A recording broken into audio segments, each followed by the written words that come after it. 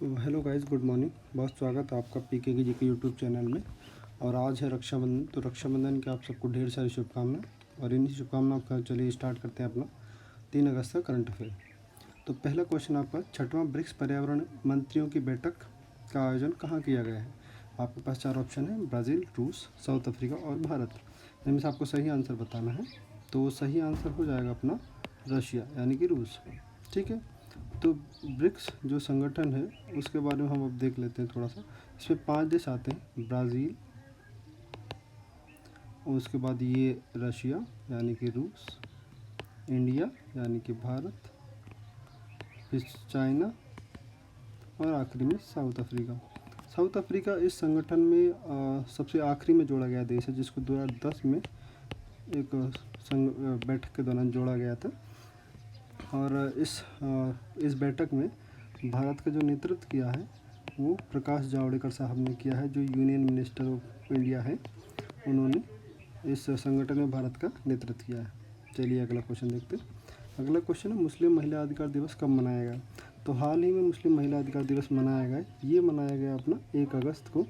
1 अगस्त 2020 को ये दिवस मनाया गया। ये दिवस मनाया गया जो ट्रिपल तलाक का जो मुद्दा था उस पे जो 2019 में सुप्रीम कोर्ट ने ये कह दिया था कि ये जो निर्णय दिया था उसके अनुसार मुस्लिम महिलाओं को जो 3 बार तलाक बोल के तलाक दे दिया जाता था, उस प्रथा को असंवैधानिक घोषित करते हुए सुप्रीम कोर्ट ने महिलाओं के फेवर में या उनके पक्ष में ये निर्णय दिया था कि अब तीन बार तलाक बोलने से तलाक नहीं होगा। तो ये उसकी आज पहली वर्षगांठ मनाई गई 2020 में 1 अगस्त को। तो ये था दूसरा क्वेश्चन। अगला क्वेश्चन देखते हैं कि 1 मास्क अनेक ज़िंदगी जागरूकता अभियान किस प्रदेश सरकार द्वारा चलाया जा रहा है? तो ये चलाया जा रहा है मध्य प्रदेश सरकार द्वारा।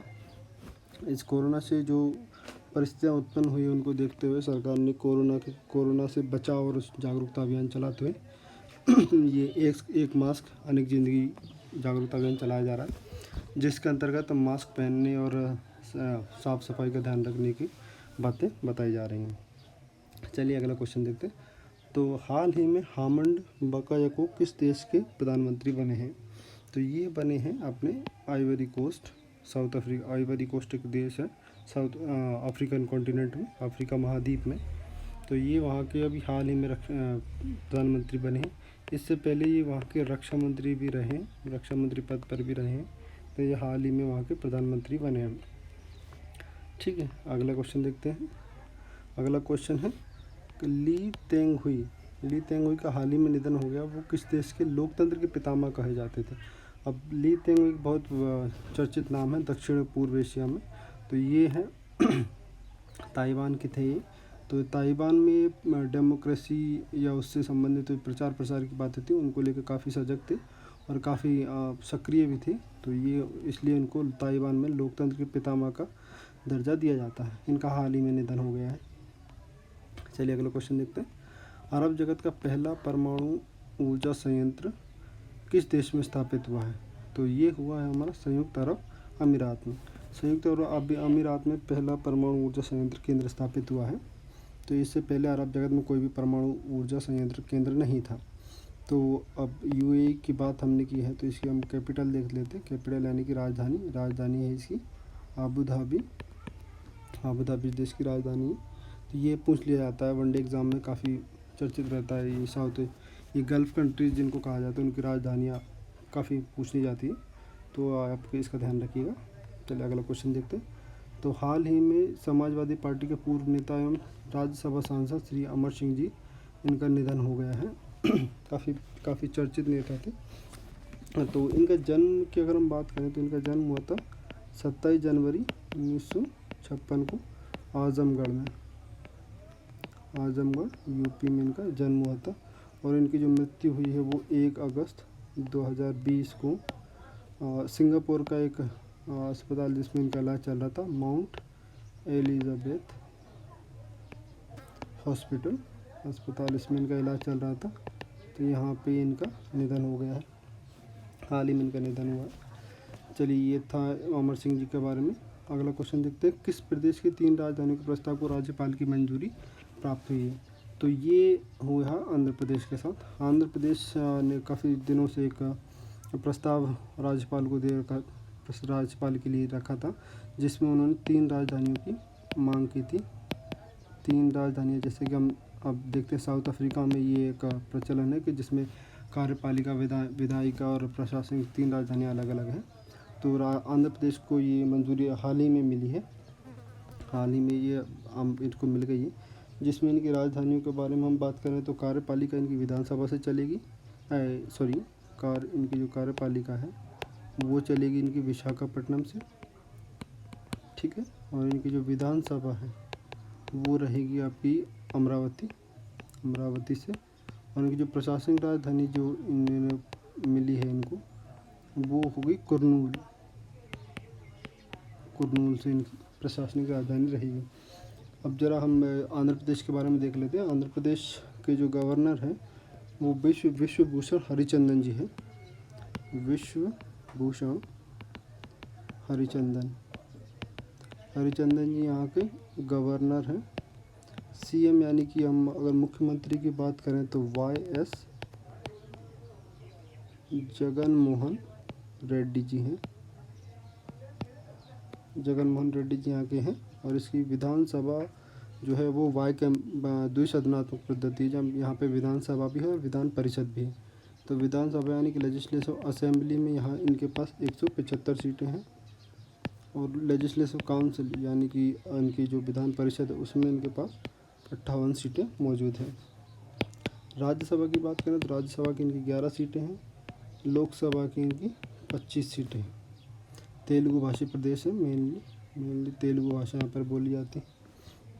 और इनका एक बहुत फेमस डांस है जिसे कहा जाता है कुचिपुड़ी इनकी राजकीय नृत्य भी है, कुचिपुड़ी, ठीक है। ये था आंध्र प्रदेश और उससे संबंधित जानकारी। चलिए, ये तो थे अपने 8 करंट अफेयर्स के क्वेश्चन। अब इसमें एक सेगमेंट मैंने ऐड किया है जिसको हम 2 टॉपिक्स रखेंगे जो MP से रिलेटेड होंगे, कोई भी टॉपिक होंगे। जैसे ये देखिए, एक टॉपिक अपना नर्मदा नदी। ऐसे रोज़ आपको कोई 2 टॉपिक मिलेंगे, 8 आपको करंट अफेयर्स के मिलेंगे, 2 आपको इस तरीके के टॉपिक मिलेंगे स्ट्रैटेजी के, जिनको आप कह सकते हैं। तो हाँ, यहाँ पे थोड़ी नर्मदा नदी के बारे में इन्फॉर्मेशन रखी है। तो नर्मदा नदी को मध्य प्रदेश की जीवन रेखा कहा जाता है। यह प्रदेश की सबसे बड़ी एवं भारत की 5वीं सबसे बड़ी नदी है, ठीक है। इसकी लंबाई की बात करें तो इसकी कुल लंबाई 1312 किलोमीटर है, जिसमें से ये 1077 किलोमीटर मध्य प्रदेश में बहती है, बाकी ये गुजरात में बहती है। तो ये अमरकंटक से निकलती है।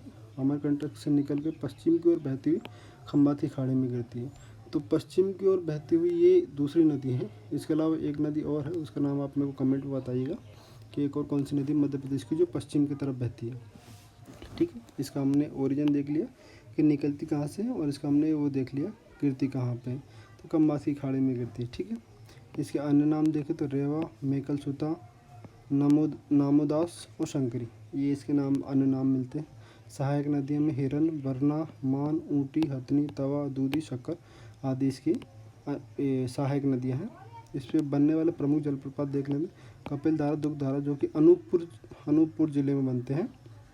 और उसके बाद धुआंधार जो भेड़ाघाट जबलपुर में बनता है, भेड़ाघाट जबलपुर में बनता है। सहस्त्रधारा ये महेश्वर में है। दर्दी और मंदार ये MPSC में काफ़ी पूछा गया क्वेश्चन है। ये कपिल धारा, दुग्ध धारा जलप्रपात पूछ लिया जाता है, एक बार आ भी चुका है। वनडे एग्जाम में इनके आने की संभावना बहुत ज़्यादा रहती है। तो ये जलप्रपात और ये परियोजनाएं आप ध्यान रखें। इससे परियोजना है, 3 बड़ी परियोजनाएं चल रही है, इंदिरा सरोवर, सरदार सरोवर और महेश्वर में परियोजना। 3 परियोजनाएं इस नदी पे है जो काफ़ी इंपॉर्टेंट है। तो ये देख लीजिएगा आप, ये नर्मदा नदी के बारे में था। और इसके अलावा हम देखते हैं अगला एक टॉपिक अपने पास, कान्हा-किसली राष्ट्रीय पार्क जो कि मंडला में अवस्थित है, ठीक है। अब कान्हा-किसली जो नेशनल पार्क है वो 1933 में इसको अभ्यारण्य घोषित किया गया था।